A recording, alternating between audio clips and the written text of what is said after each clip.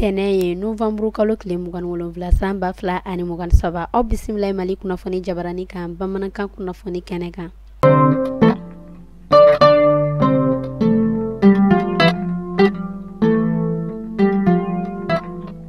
Kunnafoni daminɛna an b'a ladɔnniya k'a fɔ an ka cɛmancɛ fanga ɲɛmɔgɔ Colonel Asimi Goita ale yɛrɛ kɔni kan ka yala kɛ yala min ni a kan ka bɔ Bamako ka a kunda an ka jamana kɔrɔnyanfan kan kɛrɛnkɛrɛnnenya la Kidalikaw olu fɛ yen nɔ décembre kalo tile fɔlɔ nata san 2027 kɔnɔna na. Alisa an bɛ to an ka cɛmancɛ fanga ɲɛma ale ka kunnafoniyaw kɔnɔna na jumadon novembre kalo tile 24 san 2027 tɛmɛnen an ka cɛmancɛ fanga ale yɛrɛ kɔni bɔla ka a kunda aéroport o yɛrɛ kɔni ka taa a baaraɲɔgɔn o yɛrɛ kɔni kunbɛn ni ale yɛrɛ Niger cɛmancɛ fanga ɲɛmɔgɔ ye ni ale bɛ wele ko Général Abdramane Chani a n'a ka gouvernement ma u yɛrɛ kɔni bɔla nisɔndiya ni bonya ni karama ye ka taa Niger ale yɛrɛ kɔni cɛmancɛ fanga ɲɛma o kunbɛn Général Abdramane Chani a y'a yira k'a fɔ ale yɛrɛ kɔni ka yala in kana ban Maliba kɔnɔna na ko o yɛrɛ kun ye min ye o de ye kana foli bila a baaraɲɔgɔn na walasa bɛnɲɔgɔnya ani baaraɲɔgɔnya o bɛ se ka tɛmɛ Mali ale ni Niger ni ɲɔgɔn cɛ cogo min na ani walasa pays Sahel olu yɛrɛ kɔni lakana o bɛ se ka sabati cogoya min na.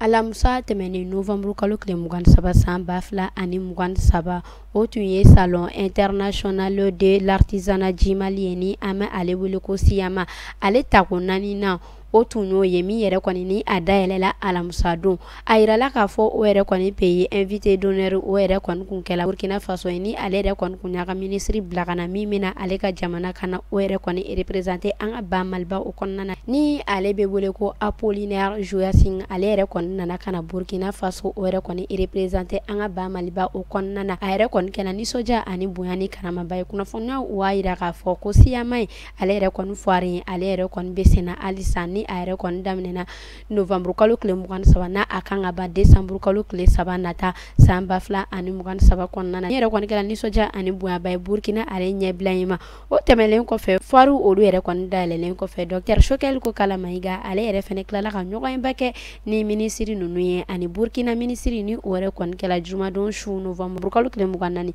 san 2027 kɔnɔna na dîner min ni o yɛrɛ kɔni kɛla Radisson Collection o kɔnɔna na. A bɛ wagati damadɔ bɔ an ka kɛnyɛrɛye écoleso olu yɛrɛ kɔni kun kɛlen n'u ka kalan ko u ɲɔngiri a yirala k'a fɔ bi tɛnɛndon novembre kalo tile 27 san 2027 kɔnɔna na k'an ka kɛnyɛrɛye écoleso fɛn fɛn bɛ ba Maliba o yɛrɛ kɔni kɔnɔna na olu yɛrɛ kɔni wulila ka kalan o yɛrɛ kɔni daminɛ bi min yɛrɛ kɔni kɛla nisɔndiyaba ye école karamɔgɔw écoledenw ale ni parents d'élèves ma. Juma tɛmɛnen ni o yɛrɛ kɔni kun ye Black Friday ye a yirala k'a fɔ o yɛrɛ kɔni baara kɔni tɛmɛ ko ɲuman o yɛrɛ kɔni cayala kosɛbɛ an ka ba Maliba o yɛrɛ kɔni kɔnɔna na ni a yirala k'a fɔ restaurant caman o yɛrɛ kɔni bɛ yen nɔ ani fɛn minnu ye boutiquibaw ye ko olu yɛrɛ kɔni ye a kɛcogoya ko o lakili ka fɛn caman ko o yɛrɛ kɔni bɔ u ka fɛnw olu yɛrɛ kɔni prix la nin don kɔfɔta in ale yɛrɛ kɔni okumu kɔnɔna na. Soumaïla Keita ni ale yɛrɛ ye tenitigi dɔgɔtɔrɔ ye ni ale yɛrɛ kɔni ka baarakɛda ni o yɛrɛ kɔni kun bɛnnen no gendarmerie nationale ale yɛrɛ infirmerie kɔnɔna ma kunnafoniyaw u b'a yira k'a fɔ ale yɛrɛ kɔni sugantila ka ale yɛrɛ kɔni kɛ pongé o yɛrɛ directeur général ba ye min yɛrɛ kɔni kɛla nisɔndiya ani bonya ni karamaba ye ni ma ko fɔtɔ ninnu ma o hokumu kɔnɔna na a y'a yira k'a fɔ ni ale yɛrɛ kɔni sera pongé kaw olu yɛrɛ kɔni baara ko ale yɛrɛ kɔni jɔyɔrɔ ye min ye kɛnɛya o yɛrɛ kɔni kun ka kan a b'a seko ni a dɔnko o yira o la. Bolimafɛn ko ale ministre bɔla ka kunnafoniya di kunnafoniya minnu kɔnɔna na ni a y'a yira k'a fɔ ko terrain numéro 15nan ko o yɛrɛ kɔni bɔla ka siraba kasara kɛ siraba kasara min ni ale yɛrɛ kɔni bɔla a boli sira kan ni min bɛ wele ko araye ni a yɛrɛ kɔni ye araye o yɛrɛ kɔni bila ko o yɛrɛ kɔni kɛla jumadon novembre kalo tile 24 san 2027 kɔnɔna na yɛrɛ ni a yɛrɛ kɔni kɛla kilomètre 9 ɲɔgɔn kɔ yanni u yɛrɛ kɔni ka se Mayina ale yɛrɛ kɔni terrain gare la kunnafoniyaw kɔnɔna na a y'a yira k'a fɔ ko siraba kasara in o yɛrɛ kɔni senfɛ ko maa si o yɛrɛ kɔni ma bɔnna ani na mais a yirala k'a fɔ mɔgɔw bololafɛnw olu yɛrɛ kɔni caman o yɛrɛ kɔni tiɲɛna an bɛ ala deli halisa ala ka kisi kɛ. Shaki Dukureni ale Mali dolantana baye kunnafoniyaw bɔla ka yira k'a fɔ ale yɛrɛ kɔni jokina u ka dolantan dɔ o yɛrɛ kɔni senfɛ min yɛrɛ kɔni o bɛna kɛ sababu ye k'a to ale yɛrɛ kɔni sen tɛna ye CAN Côte d'Ivoire 2023 o yɛrɛ kɔni na an bɛ Ala deli halisa Ala ka nɔgɔya kɛ ani a ɲɔgɔn bɛɛ lajɛlen. Mariam Togolani ale yɛrɛ kɔni ye polisi ɲɛmaaba ye ni ale yɛrɛ ka baarayɔrɔ o kun bɛnnen don Kɛɲɛba o commissariat ma kunnafoniyaw bɔla ka yira k'a fɔ ko jumadon novembre kalo tile 24 san 2023 kɔnɔna na ko ale yɛrɛ kɔni su o yɛrɛ kɔni yela Kɛɲɛbakaw olu yɛrɛ kɔni bala kunnafoniya dɔ olu yɛrɛ kɔni bɔla ka yira k'a fɔ ko bali ko o yɛrɛ kɔni nɔ kun bɛ su ko fɔta in na u b'a yira k'a fɔ suturali o yɛrɛ kɔni kan ka kɛ bi tɛnɛndon novembre kalo tile 27 san 2023 kɔnɔna na nɛgɛ kanɲɛ 10 waati Kɛɲɛbakaw olu yɛrɛ kɔni bara an bɛ Ala deli badanɛma Ala ka di ani alisilamɛ su bɛɛ lajɛlen ma. A yirala k'a fɔ Lafiyabugu ni o yɛrɛ kɔni ye an ka Bamakɔ Sudan ɲari o yɛrɛ kɔni quartier dɔ ye ale yɛrɛ kɔni imamuba ni a bɛ wele ko monsieur Thierno Abdoulaye Ba ko Ala ye ale yɛrɛ kɔni ka kalifa o minɛ ale la novembre kalo tile 25 san 2023 kɔnɔna na. A yirala k'a fɔ a yɛrɛ ka suturali o yɛrɛ kɔni kɛla kunu karidon Kɛɲɛbakaw olu yɛrɛ fɛ yen nɔ an bɛ Ala deli badanɛma Ala k'a di ani alisilamɛ su bɛɛ lajɛlen ma.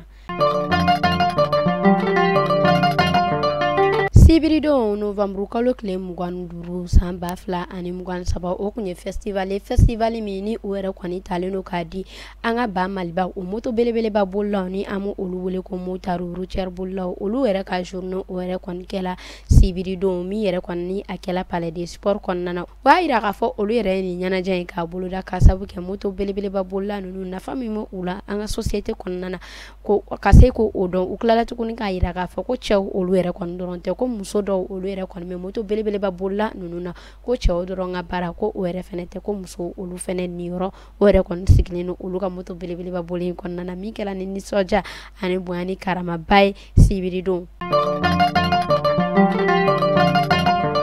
An bɛ taa Segu kɛrɛnkɛrɛnnenya la Marikala ni o yɛrɛ ye Segu marabolo dɔ ye kunnafoniyaw u y'a yira k'a fɔ an ka fanga tigilamɔgɔw olu yɛrɛ kɔni ye wulikajɔ dɔ o yɛrɛ kɔni kɛ Marikalakaw fɛ yen nɔ min yɛrɛ kɔni kɛla sababu ye k'a to olu yɛrɛ kɔni sera ka bɔ bagaden 320 o yɛrɛ kɔni kunkolo ɲɔgɔn kɔ minnu yɛrɛ ni olu yɛrɛ kɔni kun minɛna banbagaciw olu yɛrɛ kɔni bolo kunnafoniyaw y'a yira k'a fɔ u yɛrɛ kɔni ye bagan ninnu ko olu yɛrɛ kɔni lase Marikala ale yɛrɛ kɔni marabolo ɲɛmaa ma. An bɛ taa Ketakaw olu bara Sanba Bayo ni ale yɛrɛ kɔni ni Ketalakaw olu yɛrɛ kɔni ka commissariat ɲɛmaa dɔ ye a yirala k'a fɔ ale yɛrɛ ye siraba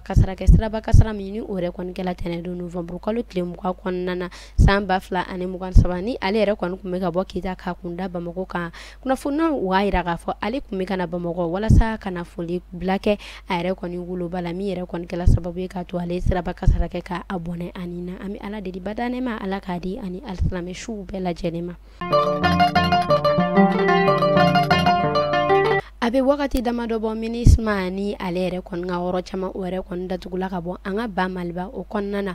kunnafoniyaw u y'a yira k'a fɔ ko u ka yɔrɔ damadɔ bɛ yen nɔ i n'a fɔ u ka yɔrɔ min bɛ Gawo Tɔnbukutu ani Bamako ko olu yɛrɛ kɔni dayɛlɛlen bɛna to ko fɔ ko kalo 18 ɲɔgɔn kɔnɔ u ka baara min ni o yɛrɛ kɔni kan ka daminɛ janvier kalo tile fɔlɔ u y'a yira k'a fɔ u yɛrɛ kɔni ye ɲɛmaa dɔ o yɛrɛ kɔni suganti min yɛrɛ kɔni bɛna kɛ u ka ɲɛsigi ye an ka ba Maliba o kɔnɔna na ni ale bɛ wele ko Alain Dewu ni ale yɛrɛ kɔni kan ka to ba Maliba kɔnɔna na de janvier kalo tile fɔlɔ san 2024 nata.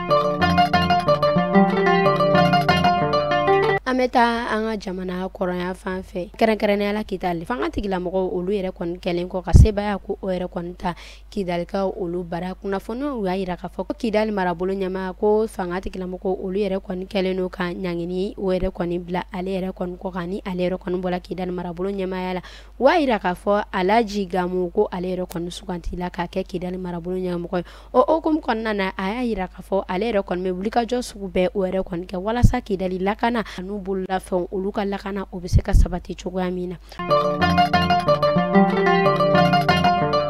An bɛ bɛ taa kɔkan kibaru la an bɛ taa Senegalikaw olu fɛ yen nɔ Usmane Sonko ni ale fanga sinamatɔ ɲɛmɔgɔ ye ni ale yɛrɛ tɔgɔ ni o yɛrɛ kɔni kun bɔra u ka jamana ɲɛmɔgɔ kalata min ni o yɛrɛ kɔni kan ka kɛ février nata san 2024 kɔnɔna na ni ale tɔgɔ o yɛrɛ kɔni kun bɔra o la kiiritigɛlamɔgɔw olu yɛrɛ kɔni ka baaraw kɛlen kɔfɛ u b'a yira k'a fɔ Usmane Sonko ale yɛrɛ kɔni tɔgɔ ni ala sɔnna ma ko o yɛrɛ kɔni bɛna don san 2024 jamana ɲɛmɔgɔ kalata la.